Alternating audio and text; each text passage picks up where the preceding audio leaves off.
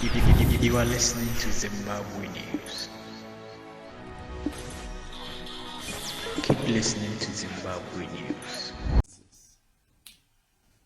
These incidents were concentrated in Gauteng and KwaZulu-Natal.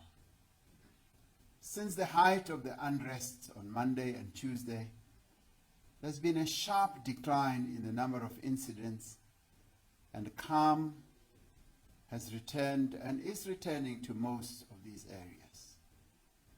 Over 2,550 people have been arrested in connection with the unrest, and special arrangements are being put in place to ensure that these cases are prioritized. The destruction of property and theft of goods has cost businesses, consumers, and the country as a whole billions and billions of rands. According to preliminary reports compiled by NetJoins, extensive damage has been caused to about 161 malls and shopping centers, 11 warehouses, 8 factories, and 161 liquor outlets and distributors. This does not include the damage caused to the roads and other infrastructure. Fellow South Africans, as this government, we must acknowledge that we were poorly prepared for an orchestrated campaign of public violence, destruction, and sabotage of this nature. While we commend the brave actions of our security forces on the ground, we must admit that we did not have the capabilities and the plans in place as this happened to respond swiftly and decisively. Our police were faced with a difficult situation and exercised commendable restraint to prevent any loss of life or further escalation. However, once additional security personnel were deployed, they were able to quickly restore calm to most areas that were affected. Once this crisis has passed, we will undertake a thorough and critical review of our preparedness and response to incidents such as these. For now, our priorities are, firstly, to stabilize the country, secondly, to secure essential supplies and infrastructure, thirdly, to provide relief and support recovery and rebuilding, fourthly, to encourage the active efforts of citizens in defense of their lives, livelihoods, and democracy. To stabilize the country, we have massively increased the numbers of law enforcement and security personnel on the ground in Gauteng and KwaZulu-Natal. And we are also spreading them around to other parts of the country. I have authorized the deployment of 25,000 members of the South African National Defence Force, led by General Mapwanya, to support the work of the police. Of these, 10,000 are now on the ground, while the remaining forces are arriving in their respective areas of deployment over the course of this weekend. Steady progress is being made to secure our logistics infrastructure. The N3 freeway, which face enormous challenges and difficulties between eThekwini and Gauteng, has been reopened, and security forces are in place to keep vital supply routes open. The security forces are working with business to ensure the safe transport of fuel, food, oxygen, pharmaceuticals, chemicals, and other critical supplies. Operations at the ports of Durban and Richards Bay are being restored to enable the resumption of exports and imports.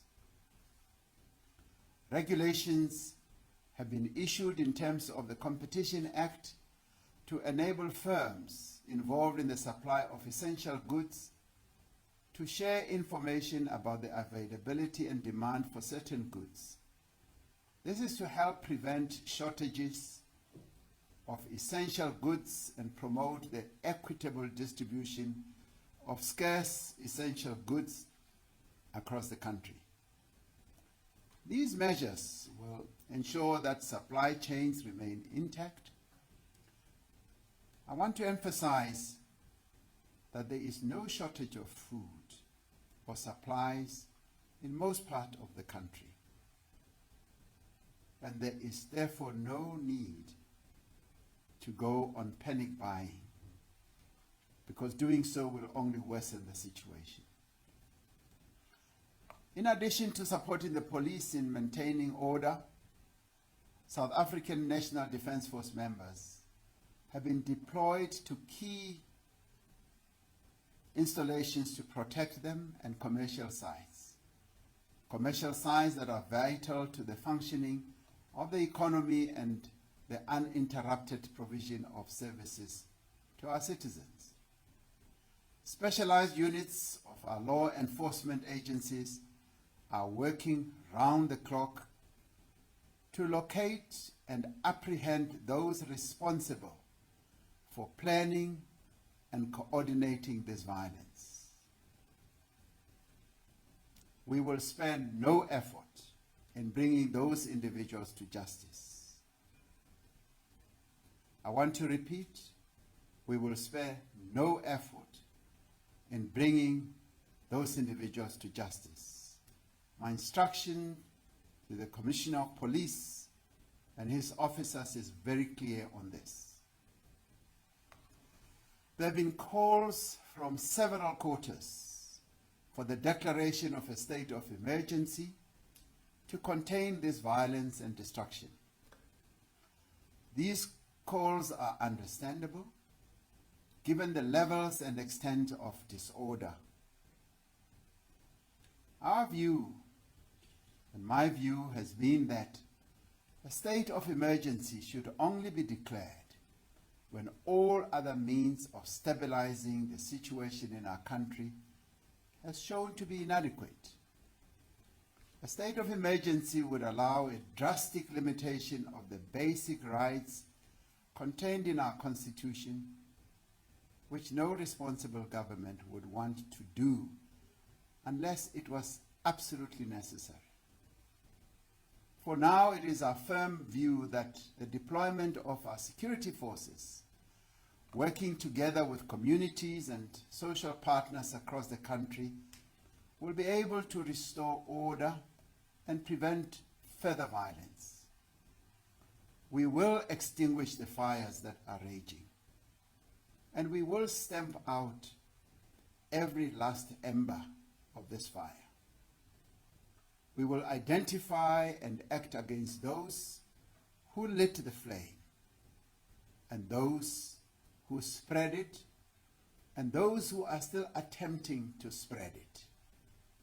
We will find those who have instigated this violence. They will be held accountable for their deeds, because we will not allow anyone in our country to destabilize the country and to get away with it. And we will not allow any person or any group, whoever they are, to challenge the authority of our democratically elected government. Because this is in the end a challenge to the people of South Africa. While our security forces are steadily establishing control on the ground, the effects of this violence will be felt by all South Africans in the days and weeks and months to come. I met a number of business leaders during my visit in KwaZulu-Natal, together with the Premier, Minister of Police, the Minister of Defense and the Minister of State Security. And the business people told me that it will take them a few months to restore their businesses. The damage that has been done to vital economic infrastructure will, as they told me, take time to repair. This in turn will have an impact on the availability of food, fuel, medicine and other supplies, not only in South Africa, but across the region.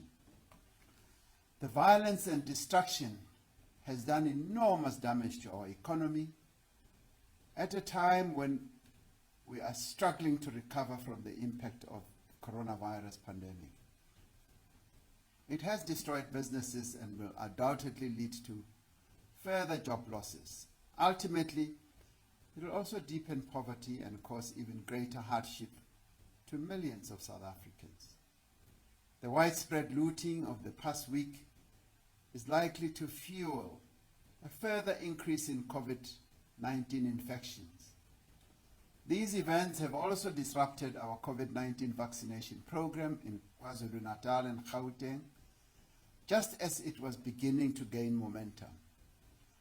Now it is imperative that we should take further steps to provide support to households and to help businesses to restock and to rebuild. We're in the process of providing immediate food relief to households. Earlier, I received a call from Prince Mangosuthu Buthelezi, who was telling me about the situation in Ulundi. And we immediately promised him that we will be taking steps to ensure that the people who are lining up in Ulundi after the destruction of shops in Eshowe and other areas nearby had resulted in the shortage of food. And they were now lining up in Ulundi. We are attending to this, even tonight as we speak. We are targeting areas affected by the looting and where people have no access to food. Provincial departments of social development and SASSA will use their remaining budget in the social relief of disaster program to provide support in the form of food parcels, cash, and food vouchers. We're working hard to bring all SASSA offices into operation again. Cash points are expected to resume services from the 19th of July in all areas that have been declared safe to operate. To assist with the immediate needs of affected communities, the Solidarity Fund has established a humanitarian crisis relief. Mrs. Gloria Serobe informed me, as chair of that fund, that they aim to assist those in greatest need at this time. We are calling on all South Africans to support this fund. We appreciate the support of the many companies, the organizations and faith-based groups that have already started providing support to families in distress. Social partners have been meeting to discuss a range of measures which can be implemented to provide immediate relief within our fiscal means. This includes the provision of emergency food relief and other assistance to those in greatest distress. We will also help our small businesses, including those in townships and rural areas, to heal the damage they have suffered. Our business people provide important goods and services in our communities, and we will help them to rebuild their businesses. A team in the Presidency and the National Treasury, as well as those who are leading the economic cluster in government, are hard at work to develop a comprehensive support package for Cabinet's consideration. We will be in a position to make a further announcement in this regard soon. In the short term, it is essential that we get the vaccination program back on track as soon as possible, and no effort will be spared in that regard, as we are now in a position to have more vaccines available so that this program can speed up. My fellow South Africans, while calm has returned to most of Gauteng and KwaZulu-Natal, the threat to our country and to our democracy remains present and real. Those responsible for organizing this campaign of violence and destruction have not all yet been apprehended, and their networks have not yet been dismantled.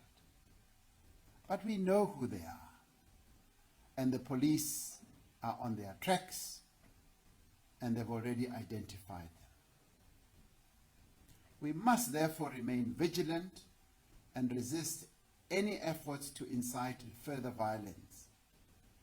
We welcome the unwavering support from religious, traditional, political, party, labor, and business leaders, many of whom I met during the course of this week.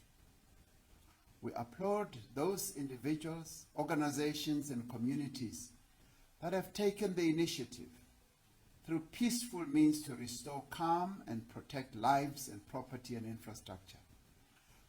We thank all those people who have remained at their posts under difficult and dangerous conditions, providing services to our people and our nation, the law enforcement personnel, health workers, social workers, security personnel, municipal employees, and many other frontline public servants. We also thank the journalists of our country who have been reporting on these events and bringing the news to South Africans as they've been unfolding, helping to ensure that South Africans are informed and empowered. And I've watched many of them getting into very dangerous situations so that we may all be informed. We call on communities across the country to work with the police through community policing forums. We have found that these policing forums work extremely well, particularly at a time like this. And many of them have been functioning to good effect. No person should take the law into their own hands. We must guard against vigilantism and anything that could inflame tensions, racial or otherwise, further. We call on all South Africans to encourage calm and restraint, to desist from sharing false information, and to report any incidents of violence to the police immediately. Any incidents of people who seek to loot or to disturb the peace. By doing these basic things, we can all work together to protect our country. This coming Sunday, South Africans will join people across the world in celebrating Nelson Mandela Day. As we reaffirm our commitment to our democracy and remembering the father of our nation, Nelson Mandela, let us use Mandela Day to provide food to the most vulnerable in our society, to clean up our streets, and to start the task of rebuilding. My wish is that this cleaning up campaign that has been sparked off by cleaning up the mess of this violent week can become a continuous process in our country where we all work together to clean up our country so that we can emulate other countries, even on our continent, that have clean streets, where people work together on set days of the month, of the week, to clean up their neighborhoods, to clean up their country. This